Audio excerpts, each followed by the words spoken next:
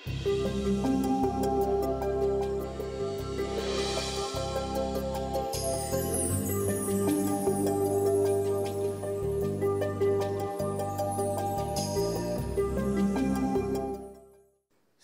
ടെലിവിഷൻ്റെ മാന്യ പ്രേക്ഷകരെ ഓരോരുത്തരെയും ഡെയിലി മിറർ പ്രോഗ്രാമിലേക്ക് ഹൃദ്യമായി സ്വാഗതം ചെയ്യുന്നു.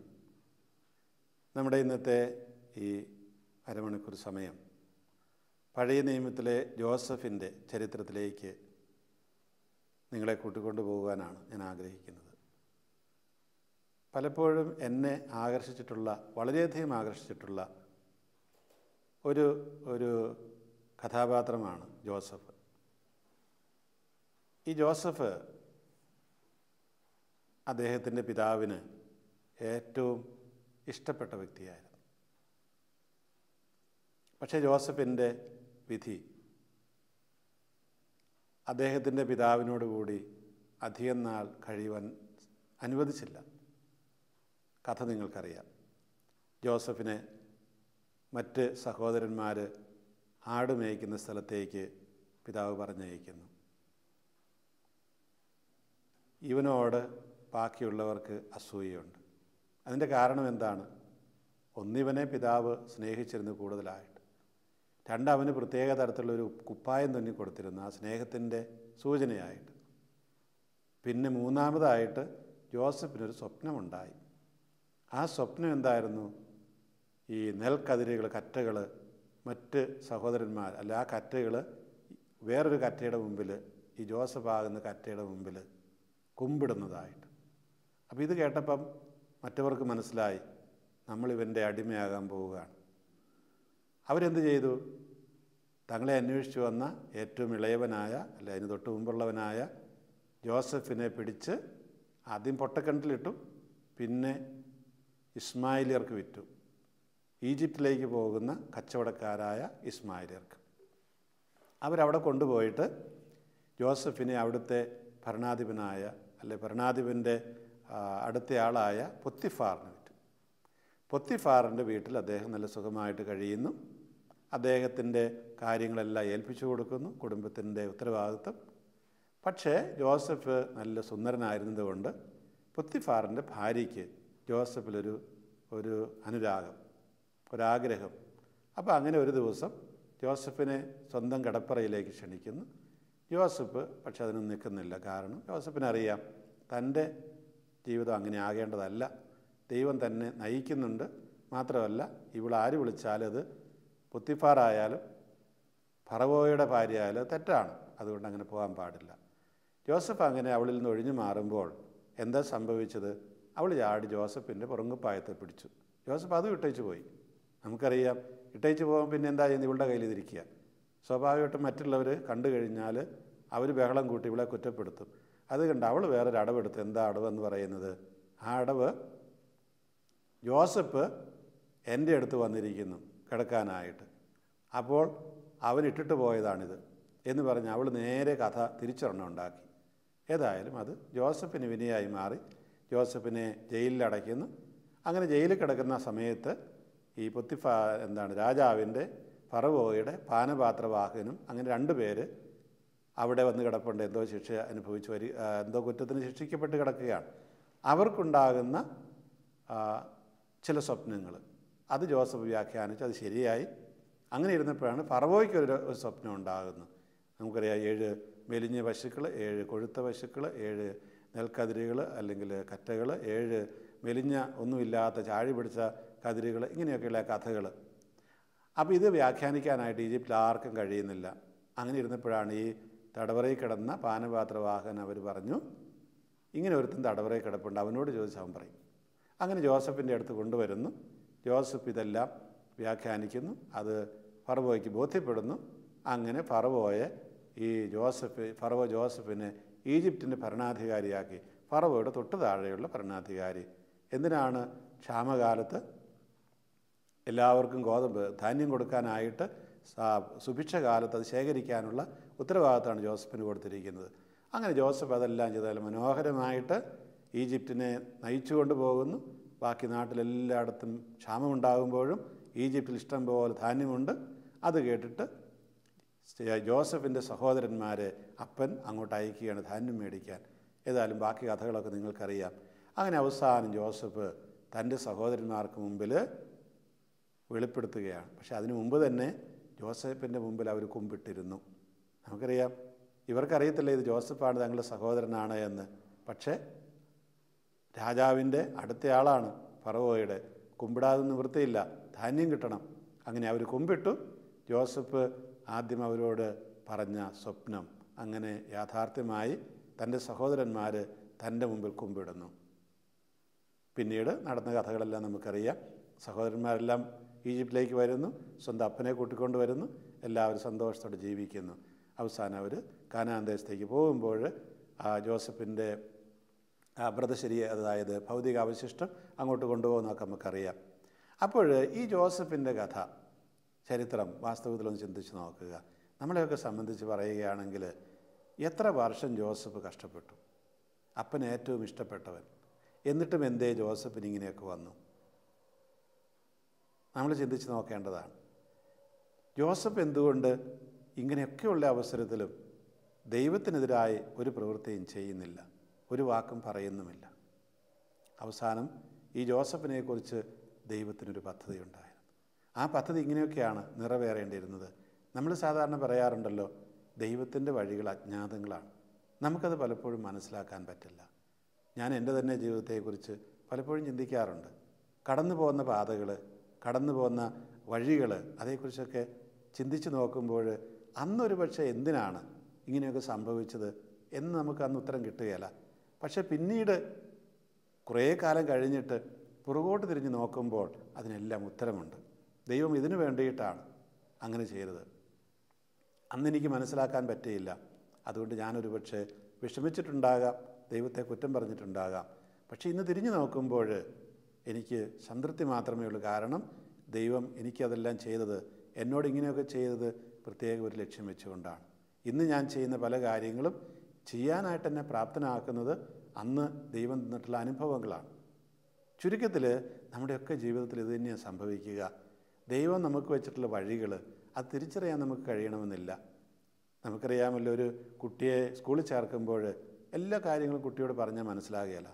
കുട്ടിയോട് ചോദിച്ചിട്ടുമല്ല. ഇഷ്ടമില്ലാത്ത ഒരുപാട് കാര്യങ്ങൾ മാതാപിതാക്കൾ കുട്ടികൾക്ക് വേണ്ടി ചെയ്യും. സ്കൂളിൽ പോകാൻ പലപ്പോൾ ഇഷ്ടമില്ല, പക്ഷെ നിർബന്ധിച്ച് കൊണ്ടുപോയിട്ട് ക്ലാസ്സിൽ കൊണ്ടിരുത്തും. അത് അവരോട് സ്നേഹമില്ലാഞ്ഞിട്ടല്ല, നേരെ മറിച്ച് സ്നേഹമുള്ളത് കൊണ്ടാണ് അങ്ങനെയൊക്കെ ചെയ്യുന്നത്. ഒരുപാട് പുസ്തകങ്ങൾ ചിലപ്പോൾ ചുമക്കാനുണ്ടാവും, അതെല്ലാം ചുമന്നുകൊണ്ട് പോകണം. രാത്രിയും പകലും ഇരുന്ന് പഠിക്കണം. ഇതെല്ലാം എന്തിനു വേണ്ടിയിട്ടാണ്? നല്ലൊരു ഭാവിക്ക് വേണ്ടിയിട്ടാണ്. ഇതുപോലെ തന്നെയാണ് എനിക്കെപ്പോഴും തോന്നിയിട്ടുള്ളത്. ദൈവം നമ്മുടെ ജീവിതത്തിൻ്റെ ഓരോ ഘട്ടത്തിലും ഓരോരോ കാര്യങ്ങൾ ചെയ്യുന്നു. എന്തിനു വേണ്ടിയിട്ട്? മറ്റൊന്നിനും വേണ്ടിയിട്ടല്ല. നമുക്ക് ഭാവിയിലേക്ക് ദൈവം കരുതി വച്ചിരിക്കുന്നൊരു നന്മയുണ്ട്. ആ നന്മ നമുക്ക് സ്വീകരിക്കണമെങ്കിൽ ഇങ്ങനെയൊക്കെ ചെയ്തേ മതിയാകൂ. കർത്താവിൻ്റെ ജീവിതം തന്നെ എടുത്ത് നോക്കുക. കർത്താവിൻ്റെ ജീവിതം എവിടെയാണ് ചെന്ന് അവസാനിച്ചതൊരു മനുഷ്യനെന്ന നിലയിൽ? അത് കുരിശുമരണത്തിലാണ്. കർത്താവ് ഈ കുരിശുമരണത്തിലേക്ക് വരുന്നതിന് മുമ്പായിട്ട് ദൈവമായിരുന്ന അവിടുന്ന് ഒരു മനുഷ്യനായിട്ട് അവതരിക്കേണ്ടി വന്നു. അത്ര എളുപ്പമല്ലത്. കടന്നുപോയ വഴികൾ നമുക്കറിയാം. ഒരുപാട് പരിഹാസങ്ങൾ ഏൽക്കേണ്ടി വന്നു. ഭ്രാന്തൻ എന്ന് വരെ വിളിക്കപ്പെട്ടു. പിന്നീട് യഹൂദ പ്രമാണിമാർ, പുരോഹിതന്മാർ അവരെല്ലാം കൂടെ കൂടിയിട്ട് വ്യാജമായ കുറ്റം ആരോപിച്ചു. എന്നിട്ടോ അവസാനം സ്വന്തം ശിഷ്യനാൽ തന്നെ ഒറ്റിക്കൊടുക്കപ്പെടുകയാണ്. അങ്ങനെ ഒറ്റിക്കൊടുക്കപ്പെട്ട് അവിടുന്ന് ശിക്ഷിക്കപ്പെട്ട് കുരിശിൽ മരിക്കുന്നു. അപ്പോൾ എന്തിനു വേണ്ടിയിട്ടാണ് ഇത്രയെല്ലാം ചെയ്തത്? ഒരേ ഒരു ലക്ഷ്യത്തിന് വേണ്ടി, വലിയൊരു നന്മ ചെയ്യാൻ വേണ്ടിയിട്ടാണ്. അതായത് ഈ ലോകത്തെ രക്ഷിക്കുവാനായിട്ട് പിതാവായ ദൈവം കൊടുത്ത ഒരു പദ്ധതിയുണ്ട്. ആ പദ്ധതിയുടെ പൂർത്തീകരണം ഇങ്ങനെയായിരുന്നു നടക്കേണ്ടിയിരുന്നത്. കർത്താവ് കുരിശിൽ മരിക്കാതെ വേറൊരു മാർഗത്തിലൂടെ ഒരു മാർഗം കാണിച്ചു കൊടുക്കാൻ പാടില്ലായിരുന്നു എന്ന് ചോദിച്ചാൽ പാടുണ്ടായിരുന്നിരിക്കാം. പക്ഷേ പിതാവായ ദൈവം അങ്ങനെ അല്ല അതിനെ തിരഞ്ഞെടുത്തത്. അതുകൊണ്ട് തന്നെ നമ്മൾ ചിന്തിക്കേണ്ട കാര്യം ഇതാണ്: ദൈവത്തിനൊരു പദ്ധതിയുണ്ട്. ഈ പദ്ധതിയിലൂടെ കടന്നു പോകുമ്പോൾ പലതും നമുക്ക് മനസ്സിലാകണമെന്നില്ല. മനസ്സിലാകാതെ വരുമ്പോൾ നമ്മൾ കരഞ്ഞെന്ന് വരും, നിലവിളിച്ചെന്ന് വരും, ദൈവത്തെ കുറ്റം പറഞ്ഞെന്ന് വരും. പക്ഷേ അതിൻ്റെ അന്ത്യം എപ്പോഴും നന്മയ്ക്ക് വേണ്ടി തന്നെയാണ്. അതുകൊണ്ടാണ് നമ്മൾ പലപ്പോഴും പറയുന്നത്, വചനത്തിലൂടെ തന്നെ പറയുന്നതാണ്, ദൈവത്തെ സ്നേഹിക്കുന്നവർക്ക് എല്ലാം ദൈവം നന്മയ്ക്കായിട്ട് ഉപകരിക്കുന്നു, അല്ലെങ്കിൽ അങ്ങനെ ആക്കി തീർക്കുന്നു. എല്ലാം നന്മയ്ക്കായിട്ട് ദൈവം ആക്കി തീർക്കുകയാണ് ചെയ്യുന്നത്. ഈ ഒരു വിശ്വാസം നമുക്കുണ്ടെങ്കിൽ നമ്മുടെ ജീവിതത്തിൽ ഒരുപാട് മാറ്റങ്ങൾ വരുത്താനായിട്ട് കഴിയുമെന്നാണ് എനിക്ക് തോന്നുന്നത്. അപ്പോൾ നമ്മുടെ മൂശയുടെ കാര്യം തന്നെ എടുത്തു നോക്കുക. ഇത് തന്നെയാണ്. ഈജിപ്തിലെ ഇസ്രായേൽക്കാർ അല്ലെങ്കിൽ യഹൂദന്മാർക്കുണ്ടായ ആൺമക്കളെ മുഴുവൻ കൊല്ലണമെന്ന് ഫറവോ തീരുമാനിച്ചു. എന്തിനു വേണ്ടിയിട്ട്? ആളുകളുടെ എണ്ണം കൂടി ഈ ഈജിപ്തിലെ ജനങ്ങളെ ഒരുപക്ഷെ കീഴടക്കിയെന്ന് ഫറവോ പേടിച്ചു. പക്ഷെ അങ്ങനെയാണെങ്കിലും ദൈവത്തിൻ്റെ പദ്ധതിയിൽ മൂശയ്ക്കൊരു പ്രത്യേക സ്ഥാനമുണ്ടായിരുന്നു. മൂശയെ കൊട്ടാരത്തിലേക്ക് തന്നെയാണ് ദൈവം കൂട്ടിക്കൊണ്ടുവരുന്നത്. ഒരു സാധാരണ വീട്ടിൽ ജനിച്ച മൂശ പുഴയിലൂടെ, നൈൽ നദിയിലൂടെ ഒഴുക്കിക്കളയാനായിട്ട് സ്വന്തം സഹോദരിയുടെ കൈ കൊടുത്തു വിടുന്നു. പക്ഷെ അവിടെ കുളിക്കാൻ വരുന്ന ഫറവോയുടെ മകൾ തന്നെ ഈ കുട്ട കണ്ടെത്തി അതിനകത്തുള്ള ശിശുവിനെ സ്വന്തം മകനായിട്ട് കൊട്ടാരത്തിലെടുത്ത് വളർത്തുകയാണ്. തീർന്നില്ല. മോശയ്ക്ക് കുട്ടി എന്ന നിലയിൽ അതിന് മുല കൊടുക്കണം. ആരാണ് കൊടുക്കുക? അപ്പോഴാണ് ഈ സഹോദരി തന്നെ അവിടെ നിൽക്കുന്ന അവളെ വിളിച്ച് ചോദിച്ചു, ഒരു എബ്രായ സ്ത്രീയെ കൊണ്ടുവരാൻ പറ്റുമോ? അവൾ ചെന്ന് സ്വന്തം അമ്മയെ തന്നെ കൂട്ടിക്കൊണ്ടുവന്നു. നോക്കുക, ദൈവം അമ്മയിൽ നിന്ന് വേർപെടുത്തപ്പെട്ട മൂശയെ ഒരു പുഴയിൽ, ഒരു കുട്ടയിലാക്കി ഒഴുക്കിക്കളയാൻ എന്ന രീതിയിൽ കൊണ്ടുവച്ച മൂശയെ ആ അപകടങ്ങളിലെല്ലാം പൊക്കിക്കൊണ്ടുവന്ന് രക്ഷിച്ച് സ്വന്തം അമ്മയുടെ പരിലാളനയേറ്റ് വളരാനായിട്ടുള്ള ആ ഒരു വഴി തുറന്നു കൊടുത്തു എന്നുള്ളതാണ്. നമുക്ക് വളരെ അത്ഭുതകരമായിട്ട് തോന്നാം, ഇത് അതിശയകരമായിട്ട് തോന്നാം. പക്ഷേ ദൈവത്തിൻ്റെ പദ്ധതികൾ എപ്പോഴും അങ്ങനെയാണ്. ഇതിൽ നമുക്ക് വിശ്വസിക്കാൻ കഴിയുക എന്നുള്ളതാണ് ഏറ്റവും പ്രധാനപ്പെട്ട കാര്യം. പലതും നമുക്ക് അവിശ്വസനീയമായിട്ട് തോന്നാം. ജോബിൻ്റെ കഥ നമുക്കറിയാവുന്നതാണ്. ഈ ജോബിൻ്റെ പുസ്തകത്തിൽ ജോബിന് സംഭവിക്കുന്ന അനർത്ഥങ്ങൾ എന്തെല്ലാമാണ്. എല്ലാം നഷ്ടപ്പെടുന്നു, രോഗം വരുന്നു, ആരോഗ്യം പോകുന്നു, കണ്ടാൽ വിരൂപത. എന്നിട്ടും ജോബ് പറയും, ദൈവം തന്നു, ദൈവം എടുത്തു. അപ്പോൾ ദൈവത്തിനൊരു പദ്ധതിയുണ്ട് എന്ന് ജോബ് അങ്ങ് ഉറച്ച് വിശ്വസിക്കുകയാണ്. എന്തിനു വേണ്ടിയിട്ടാണ് തൻ്റെ വിശ്വസ്തനായ ജോബിനെ ദൈവം ഇങ്ങനെയൊക്കെ സഹിക്കാനായിട്ട് അനുവദിച്ചത്? എനിക്കൊരു ഉത്തരമേ ഉള്ളൂ. ആ ഉത്തരം ഇതാണ്. അതായത് ദൈവത്തിൻ്റെ വിശ്വസ്തൻ എത്രമാത്രം വിശ്വസ്തനാണ് എന്ന് മറ്റുള്ളവർ അറിയേണ്ട ആവശ്യമുണ്ട്, മറ്റുള്ളവർക്ക് കാണിച്ചു കൊടുക്കേണ്ട ആവശ്യമുണ്ട്. ആരാണിവിടെ പരീക്ഷിക്കാനായിട്ട് വരുന്നത്? അത് ചെകുത്താനാണ്, ദൈവത്തിൻ്റെ വിരോധിയാണ്. അപ്പോൾ അവന് കാണിച്ചു കൊടുക്കേണ്ട കാര്യമുണ്ട്, എൻ്റെ വിശ്വസ്തനായ ജോബ് ഇങ്ങനെയൊക്കെ ചെയ്യും, നീ എന്ത് പറഞ്ഞാലും നിൻ്റെ കൂടെ അവൻ പോരില്ല. അപ്പോൾ എനിക്ക് തോന്നിയിട്ടുള്ളൊരു കാര്യം ഇതാണ്. ദൈവത്തോട് ഏറ്റവും ചേർന്ന് നിൽക്കുന്നവർക്ക് പൗലോസ്ലീഹ തന്നെ പറയും, കർത്താവിനോടുകൂടി വിശുദ്ധ ജീവിതം നയിക്കാൻ ആഗ്രഹിക്കുന്ന എല്ലാവരും പീഡിപ്പിക്കപ്പെടും. കർത്താവിനോടുകൂടി വിശുദ്ധ ജീവിതം നയിക്കാൻ ആഗ്രഹിക്കുന്ന എല്ലാവരും പീഡിപ്പിക്കപ്പെടും. അപ്പോൾ അതില്ലാത്തൊരു ജീവിതമില്ല. അതുകൊണ്ട് കർത്താവിൻ്റെ വഴികൾ ഈ ജോബിനെ പോലെ നമ്മളെ സഹിക്കാനായിട്ട് ദൈവം നമ്മളെ വിളിക്കുമ്പോൾ അതിനർത്ഥമുണ്ട്. അതായത് ദൈവത്തോട് വിശ്വസ്തരായിട്ടുള്ളവർ ഏത് സഹനങ്ങളുണ്ടായാലും പിടിച്ചു നിൽക്കുമെന്നും അതാണ് മറ്റുള്ളവർക്ക് ശക്തി പകരേണ്ടതെന്നും. അപ്പോൾ ഈ ജോബിൻ്റെ ഉദാഹരണവും മൂശയുടെ ഉദാഹരണവും ഒക്കെ നമ്മളെ നയിക്കേണ്ടത് എങ്ങോട്ടാണ്? ആഴത്തിലുള്ളൊരു ദൈവവിശ്വാസത്തിലേക്കാണ്. നമുക്ക് ആദ്യമായിട്ട് ദൈവത്തിൽ വിശ്വാസമുണ്ടെങ്കിൽ ഇതൊക്കെ കഴിയുകയുള്ളൂ. ദൈവത്തിൻ്റെ വചനത്തിൽ നമുക്ക് വിശ്വാസമുണ്ടാകണം. ആ വചനത്തിൽ വിശ്വാസമില്ലെങ്കിൽ സ്വാഭാവികമായിട്ടും എല്ലാം തകർന്നടിഞ്ഞ് വീഴുമെന്നുള്ളതാണ് കാര്യം. അപ്പോൾ നമ്മൾ നിരന്തരമായിട്ട് ദൈവത്തിൻ്റെ വചനം കേൾക്കണം, എങ്കിലേ ആ വഴികൾ നമുക്ക് തിരിച്ചറിയാൻ കഴിയുകയുള്ളൂ. ഞാൻ നിരന്തരമായിട്ട് വായിക്കുന്ന ചില വിശുദ്ധ ഗ്രന്ഥ ഭാഗങ്ങളുണ്ട്. മത്തായിയുടെ സുവിശേഷം 5-ാം അധ്യായം 1 മുതൽ 12 വരെയുള്ള വാക്യങ്ങൾ മലയിലെ പ്രസംഗമാണത്. അതൊരിക്കലും ഒരു ലോകത്തിൻ്റെ സ്റ്റാൻഡേർഡ് മാനദണ്ഡമല്ല. ലോകത്തിൻ്റെ മാനദണ്ഡം അനുസരിച്ച് നോക്കിയാൽ ആ പറഞ്ഞതെല്ലാം വെറും ഭോഷത്വമാണ്, വെറും മണ്ടത്തരമാണ്. അങ്ങനെ ആർക്കും സ്വീകരിക്കാൻ കഴിയില്ല. കർത്താവിൻ്റെ മാനദണ്ഡങ്ങൾ ഈ ലോകത്തിൻ്റെ മാനദണ്ഡങ്ങൾക്ക് വിരുദ്ധമായിട്ടുള്ളതാണ്. പക്ഷേ എങ്കിലും അത് പിൻചെല്ലുമ്പോഴാണ് യഥാർത്ഥത്തിൽ നമുക്ക് ആ സന്തോഷമുണ്ടാവുക, അല്ലെ ദൈവത്തോട് കൂടിയായിരിക്കാൻ കഴിയുക, ദൈവികമായ അനുഭവം ഉണ്ടാവുക, നിത്യജീവൻ്റെ അനുഭവം ഉണ്ടാവുക. നമുക്കറിയാം, നമ്മൾ ക്രൈസ്തവരെന്ന നിലയിൽ പലപ്പോഴും കേൾക്കുന്നൊരു കാര്യമുണ്ട്.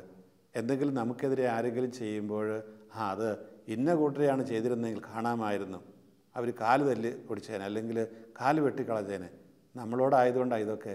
അത് തന്നെയാണ് അതിൻ്റെ കാര്യം. അതാണ് നമ്മുടെ വ്യത്യാസം എന്ന് പറയുന്നത്. കർത്താവ് പറയുന്നത് എന്താണ്?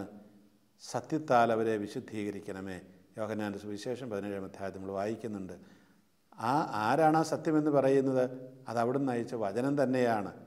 ഈശോ തന്നെയാണ് ആ സത്യമെന്ന് പറയുന്നത്. അപ്പോൾ ആ സത്യത്താലാണ് നമ്മൾ വിശുദ്ധീകരിക്കപ്പെടുന്നത്, മാറ്റിവെക്കപ്പെടുന്നത്. വിശുദ്ധീകരിക്കപ്പെടുക എന്ന് പറഞ്ഞാൽ കോൺസെക്രേറ്റ് നമ്മൾ പള്ളി കോൺസെക്രേറ്റ് ചെയ്യുന്നു, ആളുകളെ കോൺസെക്രേറ്റ് ചെയ്യുന്നു. അതായത് ഈ ലോകത്തിൻ്റെ മാനദണ്ഡങ്ങളിൽ നിന്ന് മാറ്റി നിർത്തുക, ഈ ലോകത്തിൻ്റെ തിന്മകളിൽ നിന്ന് മാറ്റി നിർത്തുക എന്നാണ് അതിനർത്ഥം. അങ്ങനെ ആ സത്യത്താൽ അവൻ അയക്കപ്പെട്ട വചനം തന്നെയായ ആ സത്യത്താൽ വിശുദ്ധീകരിക്കപ്പെടണമെന്നാണ് കർത്താവ് പ്രാർത്ഥിക്കുന്നത്. നമ്മളങ്ങനെ ആ സത്യം കൊണ്ട് വിശുദ്ധീകരിക്കപ്പെടുക, മാറ്റിവെക്കപ്പെടുമ്പോഴാണ് ദൈവത്തിൻ്റെ വഴികൾ നമുക്ക് തിരിച്ചറിയാനായിട്ട് സാധിക്കുക. അപ്പോൾ ദൈവത്തിൻ്റെ വഴികൾ തിരിച്ചറിയാൻ നിരന്തരമായിട്ടുള്ള വചന വായന കൂടിയേ കഴിയൂ. ഒരു പക്ഷേ നമ്മൾ കത്തോലിക്കർ പ്രത്യേകിച്ച് നമ്മുടെ ജീവിതത്തിൽ വന്നു പെട്ടുപോയ ഒരു കുറവ് എന്ന് പറയുന്നതാണ് ദൈവത്തിൻ്റെ വചനം വായിക്കുന്നതിലും അത് ധ്യാനിക്കുന്നതിലും നമ്മൾ അല്പം പുറകിലായിപ്പോയി.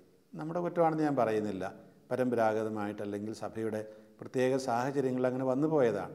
നിങ്ങൾക്കറിയാം, ഒരു പക്ഷേ 1982 ആദ്യമായിട്ട് നമ്മുടെ സഭയിലൊരു മലയാള വിവർത്തനം വിശുദ്ധ ഗ്രന്ഥത്തിന് ഔദ്യോഗികമായിട്ടുണ്ടായത്. അതിന് മുമ്പ് ചെറിയ ചെറിയ വിവർത്തനങ്ങളുണ്ടായിരുന്നു.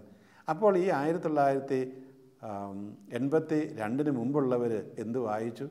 നമുക്ക് വചനവായന യഥാർത്ഥത്തിൽ നമ്മുടെ ഒരു ശീലമല്ലാതെ പോയി എന്നുള്ളതാണ് ഏറ്റവും വലിയ ദുരന്തമെന്ന് പറയുന്നത്. ദൈവത്തിൻ്റെ വചനം അറിയാതെ ദൈവത്തിൻ്റെ വഴികൾ നമുക്ക് എങ്ങനെ തിരിച്ചറിയാനായിട്ട് കഴിയും? എങ്ങനെ നമുക്ക് ആ വഴികൾ അറിയാതെ നടന്നു പോകാൻ കഴിയും?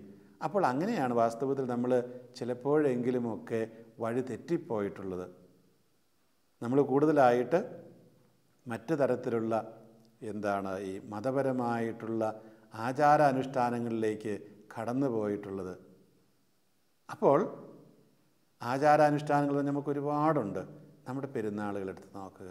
നമ്മുടെ പെരുന്നാൾ വാസ്തവത്തിൽ അത് നമുക്കൊരു ആധ്യാത്മികമായ ഉണർവ് തരുന്നുണ്ടോ? ഇല്ലെന്ന് തീർത്തും പറയാൻ പറ്റില്ല. പക്ഷേ അതിൻ്റെ ലക്ഷ്യം നിറവേറപ്പെടുന്നുണ്ടോ എന്ന് നമ്മൾ പരിശോധിച്ച് നോക്കേണ്ടതാണ്. കാരണം മറ്റൊന്നുമല്ല, ദൈവത്തിൻ്റെ വഴികൾ തിരിച്ചറിയാനായിട്ട് ആ പെരുന്നാളുകൾ മാത്രം പോരാ. അവിടെ ഒരുപക്ഷെ നമ്മുടെ സാമൂഹ്യമായിട്ടുള്ള ബന്ധങ്ങൾ, അല്ലെ നമ്മുടെ ആ മതപരമായിട്ടുള്ള ഒരു ബന്ധം നിലനിർത്താനത് സഹായിക്കുമായിരിക്കാം. പക്ഷെ നമ്മുടെ വ്യക്തി ജീവിതത്തിലോ സമൂഹ ജീവിതത്തിലോ അതെന്തുമാത്രം സ്വാധീനം ചെലുത്തി ദൈവത്തിൻ്റെ വഴികൾ തിരിച്ചറിയുന്നതിൽ? ആ ചോദ്യമാണ് നമ്മളോട് തന്നെ ചോദിക്കേണ്ടത്. നമ്മുടെ ഈ ഇടവകളിൽ നടക്കുന്ന ഓരോ കാര്യത്തെയും നമ്മൾ ഒന്ന് വിശകലനം ചെയ്ത് നോക്കുക. ദൈവത്തിൻ്റെ വഴികൾ തിരിച്ചറിഞ്ഞ് ദൈവത്തിൻ്റെ പിന്നാലെ പോകാൻ നമുക്ക് യഥാർത്ഥത്തിൽ കഴിയുന്നുണ്ടോ എന്നുള്ളത്. ഈ ജോസഫിൻ്റെ ആ ഉദാഹരണം, ജോസഫ് നിരന്തരമായിട്ട് ദൈവത്തെ ഓർത്തിരുന്ന വ്യക്തിയാണ്. അബ്രാഹത്തിൻ്റെയും ഇസഹാക്കിൻ്റെയും ഒക്കെ ദൈവത്തെ നിരന്തരമായിട്ട് ഓർത്തിരുന്ന വ്യക്തി. അതുകൊണ്ടാണ് അദ്ദേഹത്തിന് ഏതെല്ലാം പരീക്ഷണങ്ങളുണ്ടായാലും അതിനെല്ലാം പിടിച്ചു നിൽക്കാനായിട്ട് കഴിഞ്ഞത്. മോശയുടെ കാര്യത്തിൽ തന്നെ ഓർക്കുക. മോശയുടെ കാര്യത്തിൽ ഇത് തന്നെ സംഭവിച്ചു. എന്താ സംഭവിച്ചത്? മോശ തനിക്കറിയാമെന്ന് തന്നെ ദൈവം തിരഞ്ഞെടുത്തതാണ്. ദൈവം തിരഞ്ഞെടുത്ത് തന്നെ ഒരിക്കലും ദൈവം കൈവിടില്ല എന്നുള്ള ഉറച്ച ബോധ്യം.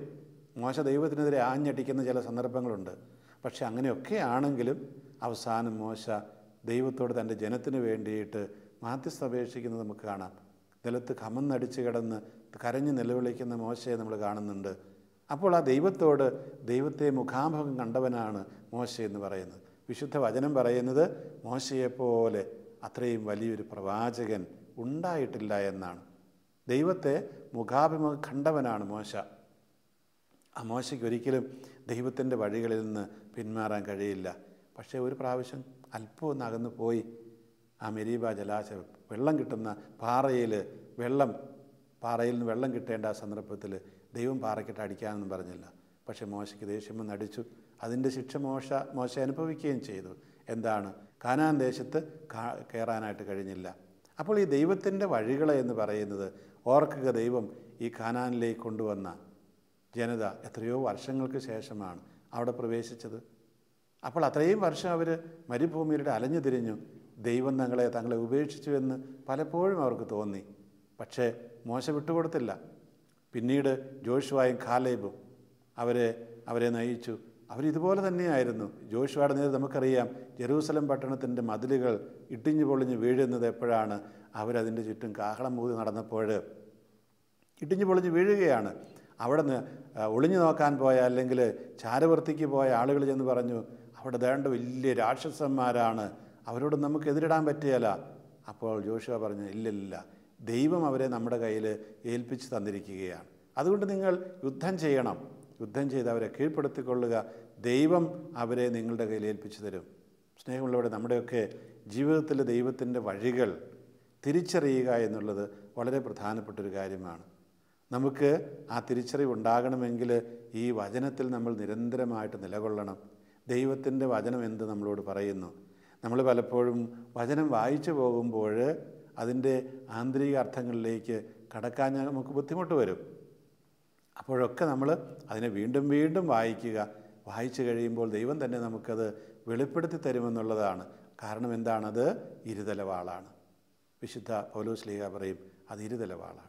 നമ്മുടെ മജ്ജയിലേക്കും മാംസത്തിലേക്കുമൊക്കെ കടന്നു ചെന്ന് അതിനെയെല്ലാം കീറിമുറിക്കുന്ന ഇരുതലവാളാണ് ദൈവത്തിൻ്റെ വചനമെന്ന് പറയുന്നത്. ആ വചനം നമ്മളിലുണ്ടെങ്കിൽ തീർച്ചയായിട്ടും നമുക്ക് പിടിച്ചു നിൽക്കാനായിട്ട് കഴിയും. ഏത് കഷ്ടതകൾ വരട്ടെ, ഏത് ദുരിതങ്ങൾ വരട്ടെ, ഏത് അപകടങ്ങൾ വരട്ടെ, നമുക്ക് പിടിച്ചു നിൽക്കാനായിട്ട് കഴിയും. ആ കിണറ്റിലേക്ക് പിടിച്ചിട്ട ജോസഫ്, അദ്ദേഹത്തിന് അന്ന് അധികം പ്രായമൊന്നുമില്ല, എങ്കിലും അദ്ദേഹത്തിന് എന്താണ് വിശ്വസിക്കാനായിട്ട് കഴിഞ്ഞത്? ദൈവത്തിന് തന്നെക്കുറിച്ചൊരു പദ്ധതിയുണ്ട് എന്ന് അദ്ദേഹത്തിന് വിശ്വസിക്കാൻ കഴിഞ്ഞു എന്നുള്ളതാണ്. അല്ലെങ്കിൽ പൊത്തിഫാറിൻ്റെ ഭാര്യയുടെ കുതന്ത്രത്തിൻ്റെ ഫലമായിട്ട് ജയിലിൽ കിടക്കുന്ന ജോസഫ്, ആ സമയത്തും ജോസഫ് ആരെയും കുറ്റപ്പെടുത്തുന്നില്ല. നേരെ മറിച്ച് ജോസഫ് സന്തോഷത്തോടെ അവിടെ കിടക്കുകയാണ്. ദൈവമാണ് തന്നെ നയിക്കുന്നതെങ്കിൽ ഇതിനെല്ലാം ഒരു അന്ത്യമുണ്ടാകും എന്ന ചിന്തയിൽ. അപ്പോൾ നമുക്ക് ഈ ഒരു ചിന്ത ഉണ്ടാവുക എന്നത് വളരെ പ്രധാനപ്പെട്ടതാണ്. പലരും പറയും മതമെന്ന് പറയുന്ന ഒരു പക്ഷേ മനുഷ്യനെ മയക്കുന്ന കറുപ്പാണെന്നൊക്കെ പറഞ്ഞു വരാം. കാരണം നമുക്ക് ദുഃഖദുരിതങ്ങളെല്ലാം മറക്കാനായിട്ടുള്ള ഉപാധിയാണ് പ്രാർത്ഥനയെന്നും മതമെന്നും മതത്തിൻ്റെ സ്വാധീനങ്ങൾ അല്ലെങ്കിൽ അതിൻ്റെ വാഗ്ദാനങ്ങളെന്നുമൊക്കെ പറയുന്ന മനുഷ്യരുണ്ടാകാം. പക്ഷെ അതൊന്നും നമ്മൾ മുഖവിലക്കെടുക്കേണ്ട കാര്യമില്ല. തീർച്ചയായിട്ടും നമ്മൾ വിശ്വസിക്കുന്ന ആ ദൈവം വിശ്വസ്തനാണ് എന്നുള്ളതാണ്. ദൈവം ഒരിക്കലും നമ്മളോട് അവിശ്വസ്തത കാണിക്കുന്നില്ല. നമ്മളൊരു പക്ഷേ അവിശ്വസ്തത കാണിച്ചാലും. അതുകൊണ്ട് നമ്മുടെയൊക്കെ ജീവിതത്തിൽ ദൈവത്തിൻ്റെ വഴികൾ നമ്മൾ തിരിച്ചറിയുക. ഈ വഴികളിലൂടെയാണ് നമ്മൾ നടക്കുവാനായിട്ട് വിളിക്കപ്പെട്ടിരിക്കുന്നത്. പലപ്പോഴും നമ്മുടെ വ്യഗ്രതകൾക്കിടയിൽ ഈ വഴി നമുക്ക്, അല്ലെ സ്വാർത്ഥതയ്ക്കിടയിൽ വഴി നമുക്ക് മുഴുവൻ തിരിയാതെ പോയെന്ന് വരാം. പൂർണ്ണമായിട്ട് നിസ്വാർത്ഥരായിരുന്നെങ്കിലേ നമുക്ക് യഥാർത്ഥത്തിൽ വഴി തിരിച്ചറിയുവാനായിട്ട് സാധിക്കുകയുള്ളൂ എന്നുള്ളതാണ് പ്രധാനപ്പെട്ട കാര്യം.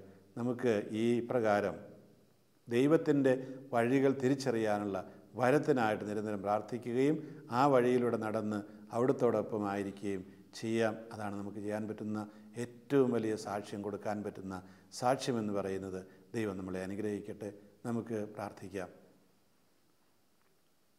കാരുണ്യവാനായ കർത്താവേ, പഴയ നിയമത്തിലെ ജോസഫിൻ്റെ ചരിത്രത്തിലൂടെ, കനാൻ ദേശത്തേക്ക് ഇസ്രായേലിനെ നയിച്ച മൂശയുടെ ചരിത്രത്തിലൂടെ, പിന്നീട് വന്ന അനേകം പേരുടെ ചരിത്രത്തിലൂടെ, ജോബിൻ്റെ ചരിത്രത്തിലൂടെ നീ ഞങ്ങൾക്ക് കാണിച്ചു തരുന്ന മാർഗം, നിൻ്റെ ആ മാർഗം ഞങ്ങൾക്ക് എപ്പോഴും മനസ്സിലായിക്കൊള്ളണമെന്നില്ല എന്ന സത്യമാണല്ലോ.